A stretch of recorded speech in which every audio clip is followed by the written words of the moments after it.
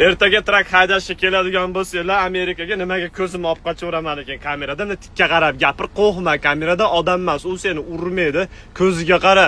Xullas akalar, ertaga Amerikaga keladigan bo'lsanglar, trakning ichida qanaqa sharoitlar bor, hamma narsani sizlarga ko'rsataman, o'ziga yarasha life hacklari ham bor. Akalar, bu trakni ichki tarafini oldi qismi, boshqaruv tarafi million xil knopka, naushniklar va hokazo. Endi sizlarga maydalashib o'tirmayman. Mana o'sha sherigimni sigareti bilan nosim, men bu narsalarni iste'mol qilmayman.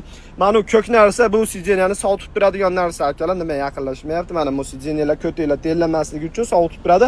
Xohlasanglar istalgan qilib qo'ysanglar ham bo'ladi. Bu yer dam olish zonasi, xotininglar bilan kelsanglar ham, birga ishlasanglar ham bo'laveradi. Xotininglar dam olgan paytda o'zingizlar rolda bo'lasizlar.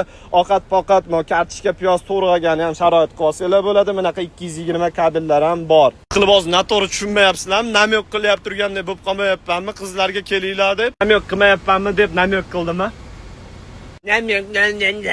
Bitta life hackda aytish esimdan chiqib qopti. Обязательно bunaqa pusto bakloshkalar qo'yib qo'yishinglar kerak. Yon taraflariga endi sideniyaning tagida ko'rinmayapti. Rolda ketyapti turgan paytinglar bakloshkani olib qoppog'ini yechib ishlatib ketsanglar bo'ladi. Endi trak haydaganinglarda nima uchunligini tushunib olasizlar.